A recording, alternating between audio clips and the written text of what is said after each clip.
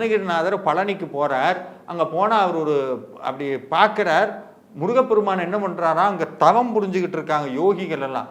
அவங்க ஆத்மாக்குள்ள முருகன் இறங்குறார், உள்ளுக்குள்ள ஆத்மாக்குள்ள இறங்கி உள்ள நடனம் புரிகிறார். அந்த காட்சி அருணகிரிநாதர் பார்த்துட்டு பதிவு பண்ணி வச்சிருக்கிறார். என்னன்னா, பழனிக்கு உகந்த வாழ்வு வந்த அடியார் ஆவிக்குள் புகுந்து உலாவும் பெருமாடேங்கிறார். அப்படின்னா என்ன, அந்த ஆவிக்குள்ள நின்று விளையாடுவாராம். அப்படி உள்ளுக்குள்ள முருகன் அவ்வளவு வேகத்தோட வருவாராம். மத்தாய நமஹா, மின்னல் வேகத்துல வெறி கொண்டது போல ஆடக்கூடிய பெருமாளே, போர் செய்யக்கூடிய பெருமாளே. எதுக்கு போர் செய்கிறார்?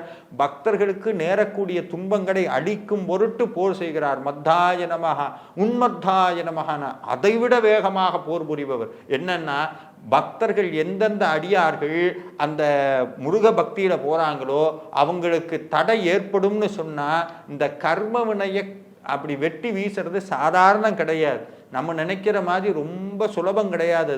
ஏன்னா எத்தனை ஜென்மமோ சேர்த்து வச்ச வினைய சுவாமி எரிச்சு சாம்பலாக்குன்னா அவர் என்ன பண்றார், அந்த தான் விதித்த விதியையே மாற்றி அமைக்கிறார் முருக பக்திக்கா. அப்ப என்ன, இன்னமும் வேகம் வேண்டும். அதனால மத்தாய நமஹா, உன்மத்தாய நமஹா, இன்னமும் வேகமாக அப்படி போர் புரிகிறார் அந்த வினையை அறுப்பதற்காக.